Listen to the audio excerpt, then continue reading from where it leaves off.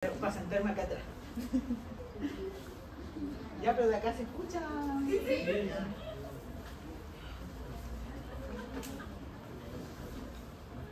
Me da risa, tienen grabando por todos lados.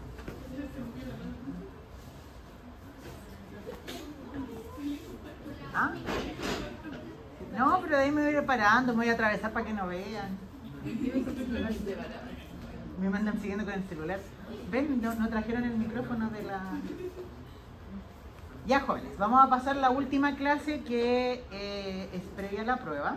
Esto es lo último que entra, así que esto entra. Así que vamos a hablar sobre la inervación de cabeza y cuello, que principalmente contempla lo que se conocen como los pares craneanos.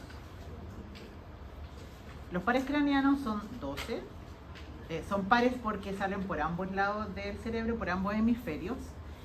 Y se le llama pares craneanos porque todos estos nervios salen desde el sistema nervioso central, en este caso desde el cráneo.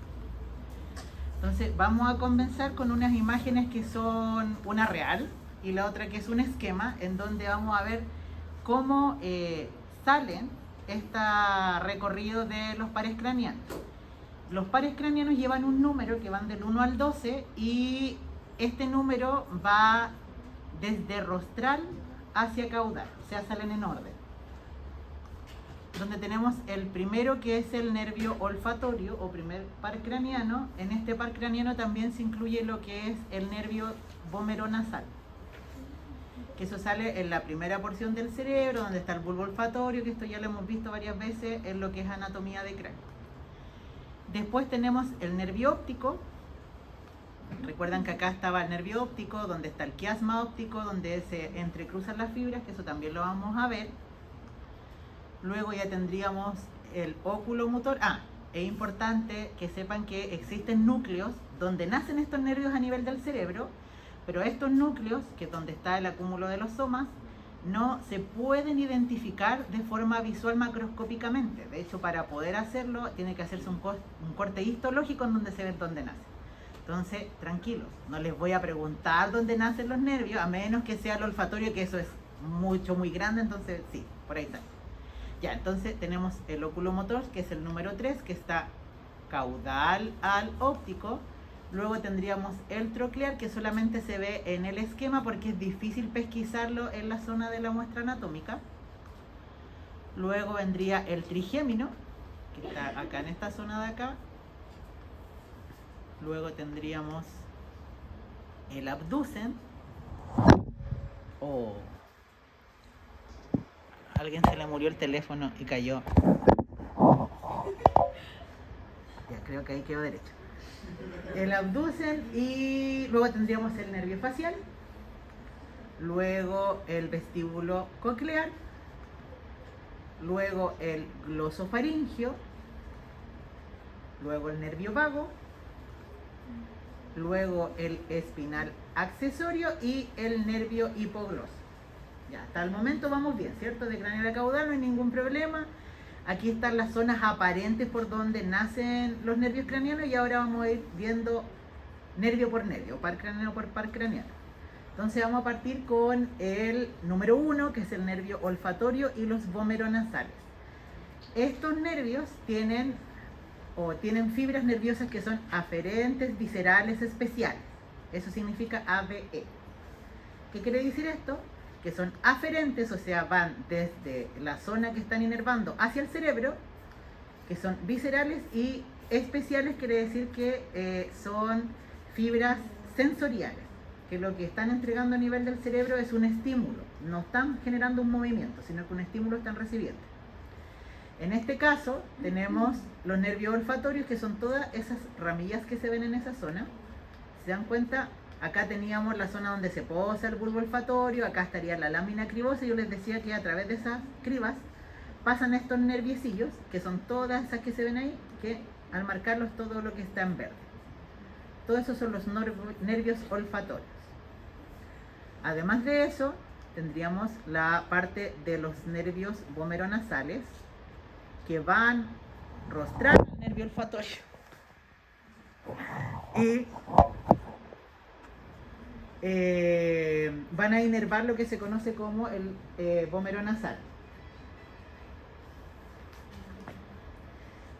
Anatómicamente hablando, tenemos la zona del encéfalo, donde tenemos el epitelio olfatorio, que es donde estaría llegando los nervios olfatorios. Luego el bulbo olfatorio, este es el recorrido que hace el nervio para llegar a hacerse consciente a nivel del cerebro. Luego pasa al pedúnculo olfatorio, luego al tracto olfatorio. Y ya en el tracto olfatorio es donde el cerebro lo hace consciente y uno ya sabe lo que está oliendo. Puede que pase a este celular ya. Ya, entonces del tracto olfatorio podría pasar a lo que se conoce como el lobo piriforme, que es donde se pueden crear recuerdos relacionados a una olfacción o a un olor. Que a veces ustedes huelen algo y dicen, no, me recuerda a tal cosa, ya. Esto ocurre en el lobo piriforme, que es donde se guardan los recuerdos olfatorios, pero se hace consciente ya en los tractos olfatorios. Ahí ya son conscientes de que huele rico, huele mal o cualquier cosa. Eso. Ya, ¿alguna duda sobre el primer par craneano? Ya, vamos a pasar al segundo, el nervio óptico. El nervio óptico también tiene fibras aferentes somáticas especiales. ¿Qué quiere decir que sean especiales? Lo mismo que reciben un estímulo, no generan nada más que recibir un estímulo desde, en este caso el ojo, hacia el cerebro. Ya, para esto obviamente tienen que recordar lo que era la anatomía del ojo. Entonces llega la imagen por acá, atraviesa por el lente, llega a la cámara posterior y en esta zona de acá, que es donde está la retina, es donde está la inervación. Esta recibe el estímulo visual, lo lleva a esta parte de acá y esta porción de acá no tiene inervación como tal, porque es donde se reciben las fibras. Y esa zona es el punto ciego, que se le conoce, justo aquí. Y de ahí pasa a la parte posterior, que es el nervio óptico. Entonces ya anatómicamente hablando tenemos el bulbo ocular y tenía el nervio ocular. Y para repasar un poco también de la clase anterior, pasa ahí la arteria oftálmica externa. Pasan muy relacionados. Obviamente aquí se extrajeron todos los músculos que ustedes ya conocen, los rectos dorsal, ventral, lateral, los retractores del bulbo ocular, y aquí queda parte de los oblicuos y el otro oblicuo. Ya, a nivel ya craneal o intracraniano, teníamos los nervios ópticos que se entrecruzan formando lo que se conoce como el quiasma óptico, y después entran las fibras ya a la zona donde se estaría recepcionando a nivel cerebral la imagen. ¿Cómo ocurre esto? Entonces, parte del nervio se entrecruza hacia el otro lado y pasa, pero hay una pequeña porción que se... Yo no sé qué pasa con este teléfono. Ya. Me siguiente, una porción que vuelve a la misma zona del cerebro. Entonces, tenemos del, a ver, por decirlo, el globo ocular izquierdo, pasa hacia el lado derecho, pero una porción del izquierdo queda en el izquierdo. Y el contralateral hace exactamente lo mismo. Este entrecruzamiento se llama quiasma óptico y es el que permite, de cierta forma, ciertas reacciones a la luz, por ejemplo, que se dilate, no se contraiga las pupilas y todo eso. Ahora, este nervio no está encargado de generar la reacción, está encargado solamente de obtener el estímulo. De hecho, la reacción probablemente la haga el nervio oculomotor, que es el que vamos a ver después. El oculomotor, entonces. ¿Alguna duda del segundo? ¿De qué era el encargado? El óptico, de recibir un estímulo sensorial, que es la visión. Él solamente recepciona la visión, recepciona la luz, o sea, la luz, bueno, sí, la luz, la oscuridad y todo el tema. Y obviamente se hace entre este cruzamiento, en estas zonas donde ya se hace consciente, eso. Ya, luego tenemos el par craneano número 3, que sería el nervio oculomotor, que son fibras eferentes somáticas generales y eferentes viscerales generales. ¿Qué quiere decir que son eferentes? Que están saliendo desde el cerebro hacia alguna zona y al ser un eferente van a generar una acción. La aferencia capta una señal, la eferencia lleva una señal con alguna reacción hacia el cuerpo. Para esto vamos a repasar un poco de lo que era la anatomía de los músculos del ojo, que lo habíamos pasado en los órganos de los sentidos, donde teníamos el músculo elevador del párpado superior, que en este caso aquí está cortado y acá igual está cortado. Tenemos el músculo recto dorsal. En esta vista se ve más lateral porque esta es una vista desde arriba, ¿cierto? Por eso se ve acá el recto dorsal, el recto medial, el recto ventral, el oblicuo ventral y el recto lateral. Aquí se alcanza a ver aparte el oblicuo dorsal. Ya. ¿Por qué hice este repaso? Porque el nervio oculomotor inerva ciertos músculos, no todos, ciertos músculos. Entonces yo ahora voy a eliminar los que no inervan, que sería el oblicuo dorsal, no lo está inervando, y además el recto lateral.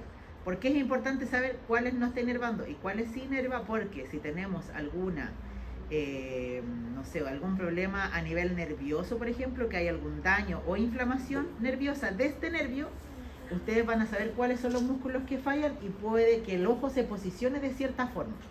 Que después tengo unos ejemplos ahí con cómo se va posicionando el ojo, entonces ustedes ahí me van a entender a lo que me refiero.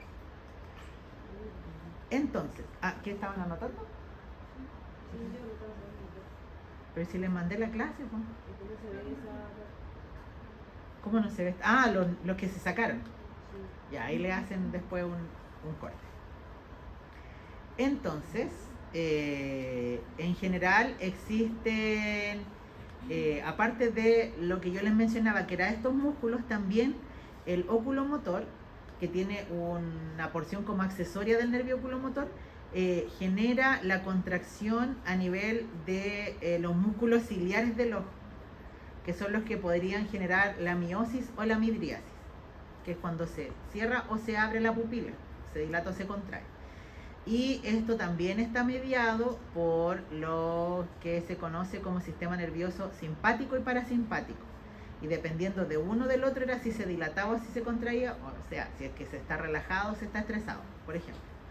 Y eso se recibe a nivel del nervio ocular, que es el número 2, y la reacción viene a través del número 3. Y obviamente eso se produce normalmente a nivel del ganglio ciliar, que, no, o sea, ¿a qué me refiero con los ganglios? Normalmente los ganglios yo le había dicho que eran acúmulos de somas, ¿cierto? Que eran cuerpos de las neuronas. Y muchas veces estos ganglios pueden generar reacciones sin necesidad de llegar al cerebro. Entonces viene la reacción a nivel del nervio óptico y se devuelve inmediatamente, por ejemplo, la luz para generar la contracción de la pupila. Lo mismo, cuando hay oscuridad, la reacción se hace automática y se dilata la pupila sin pasar necesariamente por el cerebro y sin necesariamente que el cerebro diga, oh, mira, está oscuro, hay que dilatar o contraer la pupila. ¿Para qué sirve normalmente esto? Para evaluar si existe ceguera o si no hay ceguera, o si hay algún tipo de problema a nivel de los nervios. Ya, esto es anatómico. Entonces, vamos a ir sacando porciones por porciones por porciones hasta llegar a la zona donde está el oculomotor, que sería esto de acá y de acá, y acá está el ganglio que les mencionaba. Aquí es donde se hace la reacción. Entonces pasa directo en una conexión, devuelve y dilata o contrae los músculos ciliares del ojo. ¿Ya? ¿Alguna duda? Que acá son músculo, músculo, músculo, estamos sacando músculo, nervio, todo, hasta llegar a la porción donde está el nervio óptico y la porción donde está el oculomotor y el ganglio ciliar. ¿Sí? Ya. Miren, aquí se me pasó una flecha para que se notan que le hice hoy día en la mañana. Ya, el nervio troclear. Este tiene fibras eferentes somáticas generales. Este nervio solamente estaría inervando el músculo oblicuo dorsal. Y aquí una imagen del oblicuo dorsal que está ahí, anatómico. Oblicuo dorsal, este sería parte del recto dorsal, el recto lateral, porque esta es una vista desde arriba, y eso sería parte del músculo retractor del bulbo, ese de ahí. Y obviamente profundo ese estaría el nervio óptico. Ya, el nervio abducens. El nervio abducens, espérate, aquí me pasé del 4 al 6, por si acaso, eso, porque el 5 es el trigémino, pero el trigémino es más complejo, entonces voy a pasar todo lo que tenga que ver con el ojo y después ya nos pasamos al trigémino. Entonces, nos pasamos del troclear, que era el 4, al abducens, que es el número 6, que tiene fibras eferentes somáticas generales, y este nervio estaría inervando el músculo retractor del bulbo ocular, que es el que retrae el globo ocular hacia atrás, y el músculo recto lateral, ¿sí? Y el recto lateral y el retractor vulvar. Ya, y aquí viene lo importante que les decía yo. ¿Qué es lo que ocurre? Acá tenemos un ojo, como está posicionado. Aquí está cómo están las fibras, donde está el retractor, por ejemplo, los laterales, los rectos dorsales. Y esto muestra qué es lo que hace cada uno de estos músculos. Entonces, por ejemplo, el músculo, los retractores laterales y los mediales hacen que el globo ocular se mueva o hacia medial o hacia lateral, ¿cierto? ¿Qué hace este movimiento? Para allá o para acá, que es el movimiento que nos permite mirar hacia los lados. Y entonces cuando se contrae uno, nosotros miramos hacia lateral, por ejemplo, cuando se contrae el lateral, y cuando se contrae el medial, miramos hacia medial. Entonces hace este movimiento hacia allá, hacia acá, entonces el gato, si se contrae el lateral, miraría para allá, si se contrae el medial, miraría para acá. En el caso de mirar hacia arriba y hacia abajo, se hace gracias al recto dorsal y al recto ventral, ¿cierto? Arriba y abajo, el gato mira para arriba, contrae el recto dorsal, mira hacia abajo, contrae el recto ventral. Y en el caso de los movimientos que son como hacia dorsal, pero también lateral, o hacia medial, o sea, hacia ventral y medial, ahí estarían ocupándose los oblicuos. Entonces, estaría el oblicuo dorsal, genera un movimiento dorsal y medial, o sea, hacia allá estaría mirando el gato, y el oblicuo ventral estaría hacia acá, cuando se contrae. ¿Se entiende, cierto? ¿Arriba o por lado? Sí, pues, tienen que pensar ya. Vamos a pensar que el oblicuo dorsal se está insertando en la zona de la esclerótica de arriba, pero hacia la cara medial. Entonces, al contraerse, el ojo lo lleva hacia dorso medial. ¿Se entiende? Lo lleva hacia allá.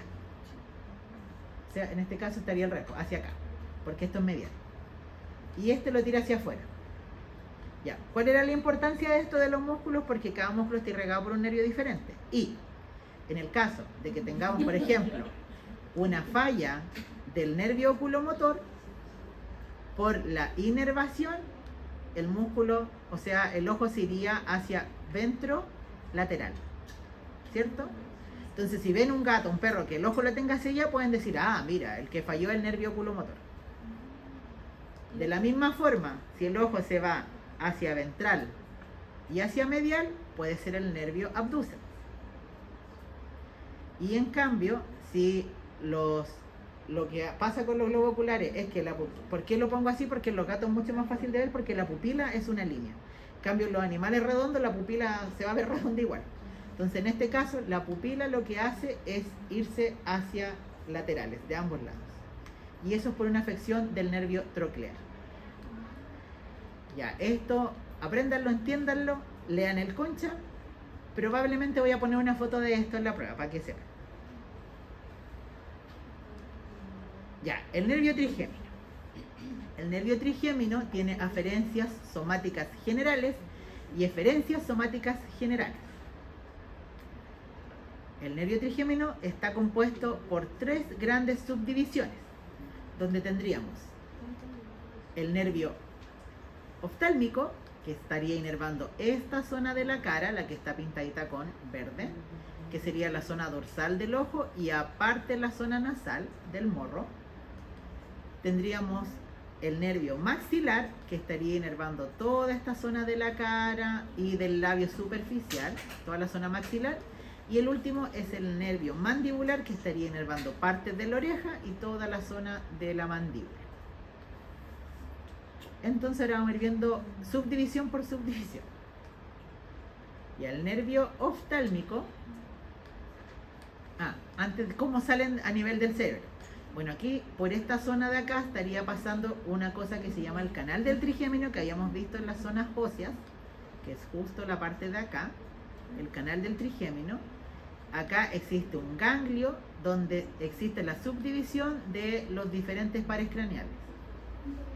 Del trigémino, donde está la división de el B1, el B2 y el B3, que sería el maxilar, el mandibular, lo que habíamos visto. Cada uno sale por un agujero diferente del cerebro. Aquí está, ¿para qué estaban los agujeros del cerebro?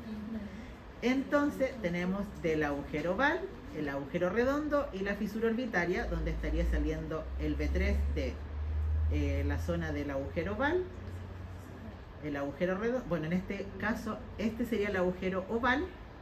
Acá saldría por el agujero alar rostral, que se comunica con el agujero redondo, el alar rostral, y este estaría saliendo por la fisura orbitaria. ¿Se entiende, cierto? Sí. Ya, entonces por dentro, trigémino se divide en tres, uno sale por el agujero oval, el otro por el redondo y el otro por la fisura orbitaria, y externamente el B3 sale por el agujero oval. Aquí tendríamos agujero oval, alar caudal, alar rostral, el alar rostral estaría saliendo el B2, y por la fisura orbitaria estaría saliendo el B1. Ya, teniendo eso en cuenta y eso claro, ahora vamos a ir viendo el nervio olfatorio. El nervio olfatorio, que era el B1, que salía por la fisura orbitaria, se iría hacia la zona del ojo y estaría dando todas estas ramas, que sería el nervio supratroclear, el supraorbital, el lagrimal, el frontal, el nasociliar y el etmoidal, que de hecho el etmoidal es el que va por acá. Y todos estos nervios van inervando ciertas zonas de la cara. Normalmente el nombre del nervio te va a comentar qué está inervando o la zona que está inervando. Entonces tendríamos, por ejemplo, el supraorbital en la zona sobre la órbita junto con el frontal, que es la zona del frontal. La zona lagrimal justo donde está el lagrimal, la infratroclear que está bajo la zona lagrimal y así. ¿Y se acuerdan esta imagen de delante? Que estaban todo esto que es morado, los nervios olfatorios, el vómero nasal, y también en esta zona pasa el nervio etmoidal que da los nervios nasales externos. En general, estas fibras del etmoidal y los nasales son las aferentes porque llevan sensaciones, y el resto, que son los que van generando toda la musculatura de esa zona de la cara, son eferentes porque generan el movimiento. Ya luego tenemos el nervio 2, que es el nervio maxilar, que es parte del trigémino. Entonces el nervio 2 sería todo lo que está en azul. Lo que está en verde sería el primero que vimos, el olfatorio, el B1. Y el mandibular es el que está con rojo. Entonces, de esto lo más importante es que una vez que sale, da las ramas. El maxilar, una vez que sale, da la rama del cigomático facial, las zonas de pterigopalatina que van por dentro del paladar, y la infraorbitaria que pasa por el agujero infraorbitario y ahí se transforman en alveolares superficiales y nasales, que dan todas estas ramas. Y la parte que va hacia arriba es el nervio cigomático, que da su rama cigomático temporal y la cigomático facial. Y acá está lo de las palatinas, que eso está así por el paladar, que va llegando a la zona del palatino mayor, palatino menor, que se corresponden con las zonas óseas donde había un agujero palatino mayor, un agujero palatino menor. Y obviamente esto está inervando la zona del paladar, esta es la zona de los músculos faciales o de la expresión, y así. Y bueno, más superficial está el nervio facial, que también se corrobora con este nervio, y ambos inervan ciertas zonas, así que también les voy a mostrar más adelante cuando digamos el facial. Y luego tendríamos el nervio 3, que sería el mandibular, donde este obviamente va a dar diferentes tipos de inervaciones, que es el nervio bucal, el nervio lingual, el nervio alveolar mandibular, el miloioideo y el nervio auriculotemporal. Hay un nervio masticatorio que llega principalmente al massetero. Ya, ¿Estamos bien con el trigémino? Con las 3 subdivisiones. Ya, tenemos ahora el nervio facial. En general, el nervio facial tiene una porción que se llama intrapetrosa y una porción extrapetrosa, porque está obviamente en el hueso petroso. Por eso se le llama aquí, de hecho aquí está el canal por donde pasa. La porción intrapetrosa es la que estaría inervando... el nervio facial, si se dieron cuenta, yo no le puse que era visceral, o sea, no le puse qué tipo de fibras tiene. ¿Por qué? Porque este es un nervio mixto complejo que lleva todos los tipos de fibras. Por eso no le puse nada. Ya, entonces, la porción intrapetrosa tiene ganglios previos a la zona donde salen. Hay un ganglio pterigopalatino que justo llega el nervio a la zona del ojo, justo a inervar la glándula lagrimal. Tenemos otro que es el ganglio mandibular, que llega a inervar justo la zona donde están las glándulas salivares mandibular y sublinguales. Y está la porción extrapetrosa, que esa va a ir a la zona facial de la cara, que va a ir a los músculos de la expresión principalmente. ¿Por qué lleva todos los tipos de fibras? Porque si se dan cuenta, al tener estos ganglios, normalmente en la zona donde hay ganglio, es porque se necesita una reacción rápida, que no tiene que ser mediada por el cerebro. Y normalmente donde hay ganglios quiere decir que esta porción también tiene que ver con lo que es la parte simpática y parasimpática. Y ese tipo de respuesta se daba que cuando había, por ejemplo, estrés y el animal tiene que arrancar, todo lo que son la secreción de glándulas se inhibe. Entonces aquí se estaría inhibiendo en esta zona del ganglio y inhibiría la secreción lagrimal y la secreción de la saliva. En cambio, cuando el animal está relajado pasa lo contrario, que se secreta. Por eso está en esa zona ganglionar. Aparte de eso, en la zona del ganglio mandibular también, aparte de la zona de las glándulas salivares, también estaría inervando parte de la lengua. Aquí el nervio facial viene por acá y estaría irrigando 3/4 de la lengua, que son los más rostrales, que son todos estos de acá. Porque después, de hecho la lengua está inervada como por 4 nervios, así que ahí se los voy a mostrar. Y estas serían las porciones del nervio facial que llegan, que son las extrapetrosas. Todas estas son la inervación extrapetrosa y le marqué con flechita. Estaría el nervio auricular caudal, que va hacia la zona auricular caudal, como dice, va inervando. Después tendríamos la auricular palpebral, que va por acá hacia arriba, a la zona auricular, y también va a la zona palpebral del ojo, por eso se llama aurículo palpebral. Estaría el bucal ventral, que daría estas ramas hacia la zona de la mandíbula y hacia la zona de la maxila, y se estaría uniendo con la zona bucal dorsal, que también estaría dando a las zonas de la maxila. Y aquí estarían inervando todos los orbicular oral, los que vimos hace tiempo, el elevador del labio superior, el canino, todos esos están siendo inervados por esto. Y de hecho, si existe alguna falla a nivel de este nervio, no hay expresión facial. Que de hecho la típica gente que cuando le da algún problema y tiene eso normalmente es por el nervio facial. Ya, vamos para... ¿alguna duda de este par craneano? Obviamente no le estoy mencionando que inervan ni nada de eso para que lo lean en el concha, es cortito. Me refiero, el par craneano te va a decir, este par craneano pasa por esta zona, pero no te dice inerva el músculo y hace tal cosa, no lo dice. Pero es para que no sea tan extenso. Y con la diapo pueden ir leyendo el concha. Ya, el nervio vestíbulo coclear. Algo de este nervio yo hablé en la clase de órganos de los sentidos. Entonces teníamos este nervio que es compuesto, que tiene una parte vestibular y una parte coclear, que una ayuda a lo que se conoce como equilibrio y la otra nos ayuda con la parte de la audición. Entonces, para recordarlo, esto es lo mismo de que habíamos visto en la clase anterior, que por acá llega el estímulo auditivo, pasa por los huesos, que esto todo entra en la prueba, acuérdense.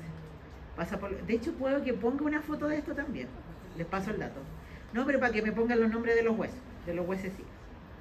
Ya, y se genera el estímulo en esta zona, y el estímulo auditivo pasa por esta zona, que se genera todo lo que es por la endolinfa que les pasé en la clase, que genera hasta los receptores, y hay unos receptores, dependiendo qué tan profundo llegue el sonido en esta como caracol, es qué tan altos son los decibeles auditivos.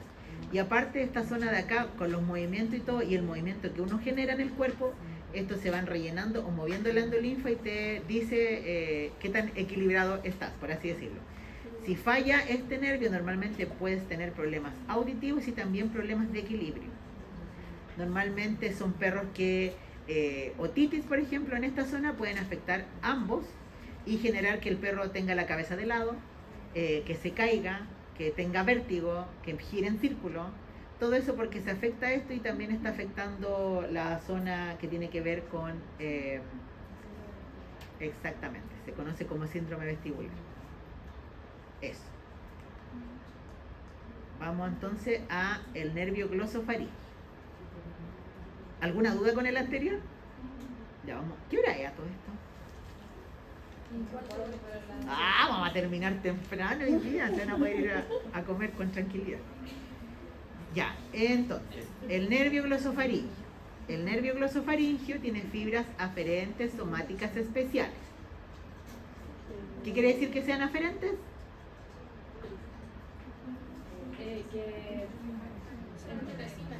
Ya, reciben, ¿cierto? Y en esta zona estaría el nervio glosofaríngeo, que es esto de aquí. Y existen unas ramas del nervio glosofaríngeo que van a ir a la faringe y otras a la laringe. Y aquí esta unión se une con el otro nervio, que es el siguiente, que es el vago, y que el vago va hacia acá abajo. Entonces esta es la zona del glosofaríngeo.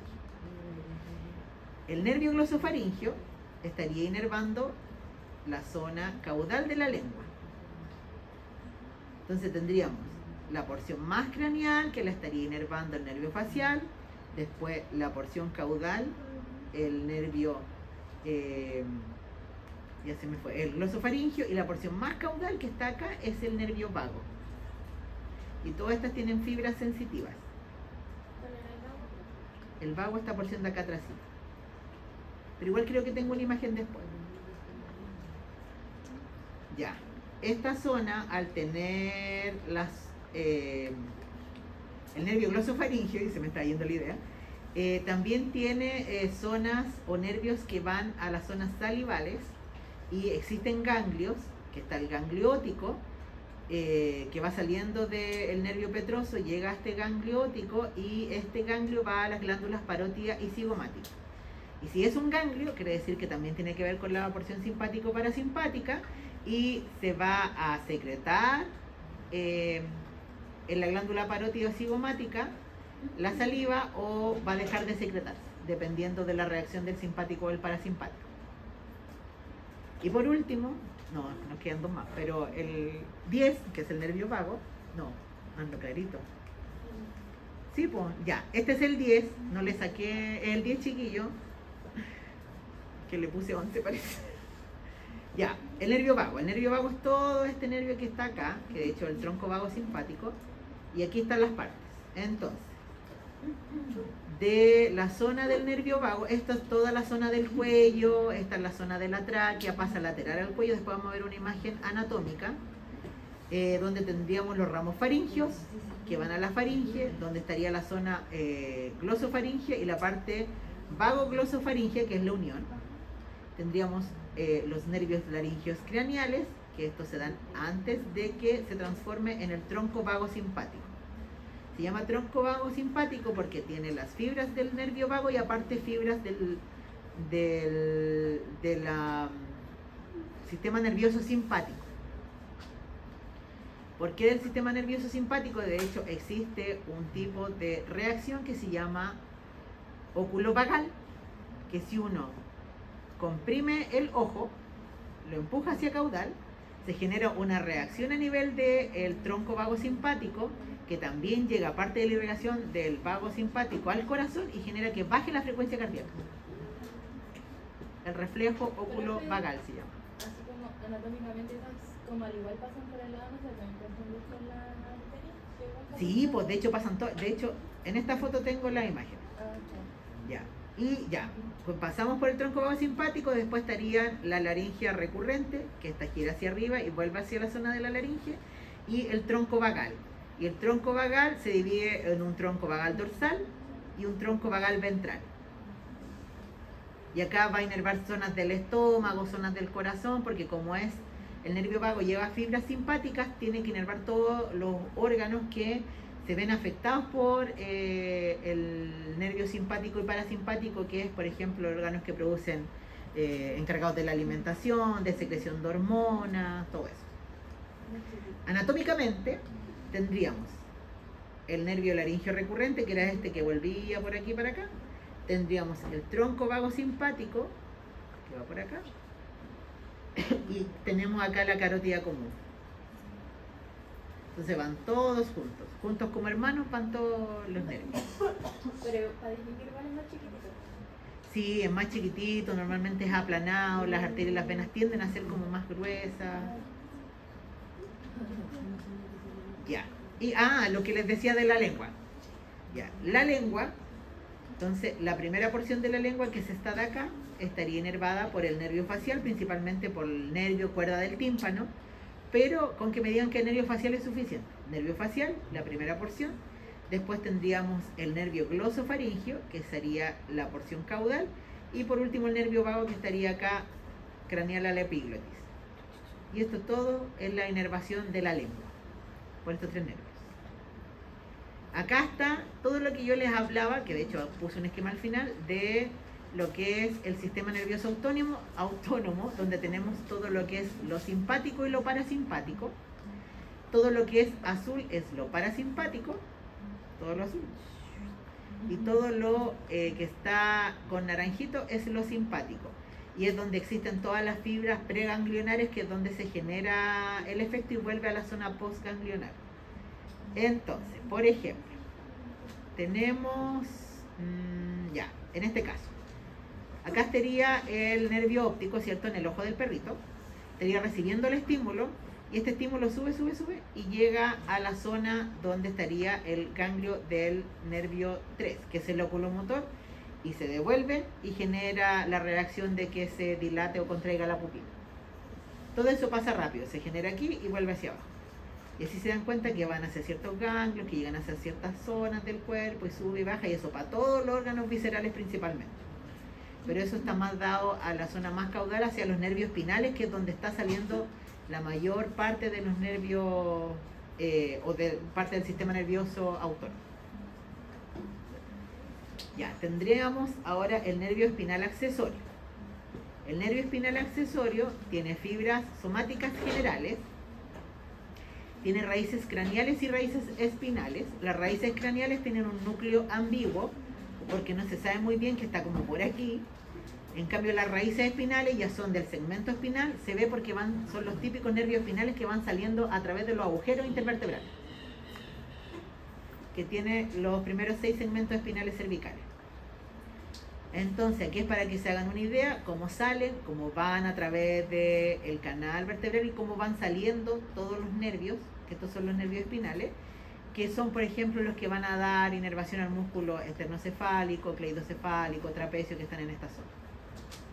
Por acá estaría la zona de las carótidas, entonces todos tienen irrigación y van después hacia atrás y van saliendo por cada agujero intervertebral hasta llegar atrás, hasta el final. Y por último tendríamos el nervio hipogloso, y el nervio hipogloso es un nervio eferente somático general. Eso quiere decir que genera movimiento, es una eferencia, entonces va. Y en este caso tendríamos, esa imagen la puse, normalmente llega a la zona de la lengua, es este de acá, este nervio de acá es el nervio hipogloso, que daría inervación a la lengua y generaría el movimiento de la lengua. En cambio, todos los que yo les nombré antes eran sensitivos, que son los que reciben las sensaciones de sabor a nivel de la lengua. Entonces, como repaso, en esta mazamorra de venas, arterias y nervios, vamos a ir viendo los principales. Entonces tendríamos el nervio maxilar, que era del trigémino, el B2, que se ve ahí. Se dan cuenta que aquí está el globo ocular, hacia acá está el ojo, acá estaría la zona de la lengua, para que se ubiquen. Entonces, después tendríamos acá el nervio facial, que está en esa zona de acá. Tendríamos el nervio glosofaringio, que va hacia acá. El nervio accesorio, que este era el de los pares craneanos que va hacia atrás de los nervios espinales, el tronco vago simpático, que va por ahí. Si se dan cuenta, acá abajo está la carótida común, y acá está el tronco vago simpático, y acá estaría el nervio hipogloso, que es el que acabamos de ver recién, que estaría inervando los músculos de la lengua. La lengua, ¿cierto? Las papilas, y acá estarían los músculos de la lengua, y el nervio hipogloso. ¿Cómo estamos? Esa era la clase, era cortita. Esta, recuerden que en la última clase de la prueba entra toda la materia que vimos, obviamente, después de la última prueba, pero igual échenle una repasada a la anterior, porque sobre todo la parte de hueso, que tiene que ver con el encéfalo, dónde va posicionado, también va a entrar. Obviamente en menor medida, pero también va a entrar. Eso, voy a ser generoso, voy a poner imágenes y todo para la prueba, que todavía no hago la prueba. Así que eso. Imágenes como para rotular donde está para Claro, imágenes para rotular, por ejemplo, lo mismo del ojo. Cuando está el ojo para los lados, yo les voy a poner esa imagen y ustedes van a tener que decir cuál es el nervio que está afectado. Ahí pero básicamente voy a sacar cosas principalmente de las clases y obviamente del Concha, porque el Concha en su libro guía, así que tienen que leerlo sí o sí. Eso, ¿alguna duda, alguna pregunta? ¿Ah? Sí, pues son importantes porque, claro, porque tú con solamente saber qué tipo de fibra lleva, tú ya sabes qué hace el nervio. Porque si es aferente somática especial, recibe estímulo, y es especial normalmente son sensoriales. Porque los otros que no son sensoriales son los estímulos de dolor, que normalmente llegan a nivel de los músculos. Las aferentes son las que salen. Aferentes son las que llegan, las aferentes son las que salen, al revés. La aferencia es la que sale y la eferencia es la que entra. O sea, se refiere eferente. A ver, ya tengo. Recibe estímulos. Sí. Es que las fibras todas salen desde el cerebro, pero el estímulo va desde afuera hacia adentro. A eso se refiere. Y eferente cuando va el estímulo desde adentro hacia afuera. ¿Sí? Ya. Como que manda el estímulo. Sí, pues. Desde el cerebro manda el estímulo y el otro manda el estímulo de afuera hacia adentro para que el cerebro lo reciba. Eso.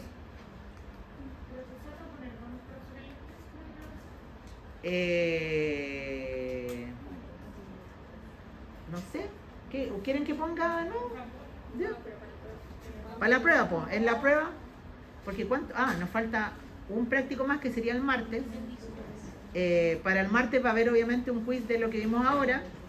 Y esos 3 quiz son los que van a entrar para la primera prueba, y voy a poner preguntas para que suban la nota de los quiz, porque en el de irrigación les fue bastante